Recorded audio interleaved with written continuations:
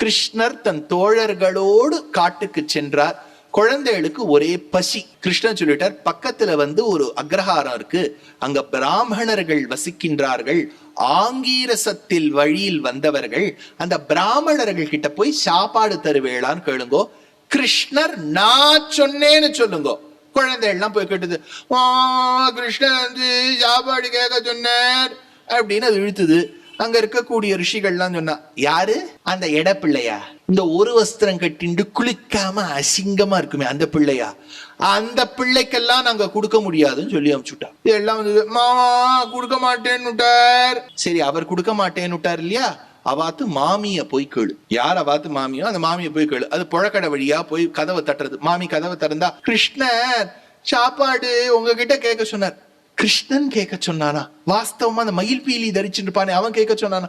ஆமா, அவர் தான் கேட்க சொன்னார். உடனே ஆத்துல பண்ண அப்பளம், வெத்த குழம்பு, அது இது பொரிச்ச சாத்துந்து என்னெல்லாம் பண்ணிருக்காளோ எல்லாத்தையும் தூக்கி கொடுத்த உடனே ஒரு பெண்ணாக நாங்க நேர பரிமாறுறோம். ஏன்னா அவளுக்கு ஒரு ஆசையா, கிருஷ்ணரை பத்தி இவ்வளவு நாள் கேட்டிருக்கோம், கண்குளிர சேவிக்க வேண்டாமா, இதுதானே சந்தர்ப்பம்னு சொல்லிட்டு ஒரு பெண்ணா வீட்டு வாசல்ல வந்தா. கிளம்பிட்டா. ஒரே ஒரு பெண். இந்த பெண் பிள்ளை மத்த பெண் மாதிரி கிருஷ்ணரை சேவிக்கணும்னு வெளியில போகும்போது மாமனார் மாமியார பாக்குறா.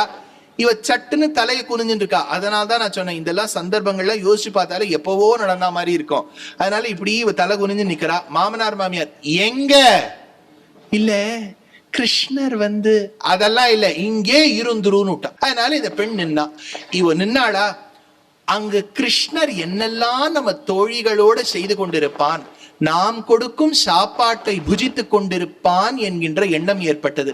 ஐயோ, நான் பண்ணி கொடுத்த அந்த கூட்ட கூட சாட்டுன்னு இருப்பார், நான் இதை கொடுத்தேனே அதை ஒருவேளை சாட்டுன்னு இருப்பாரோன்னு சுகப்பட்டாள். முழுக்க பிரம்மானந்த சுகத்தை பெறும்போது அடுத்த கணமே அவள் புண்ணியங்கள், ஜன்மாந்தரமா பண்ண புண்ணியங்கள் ஒழிஞ்சுது.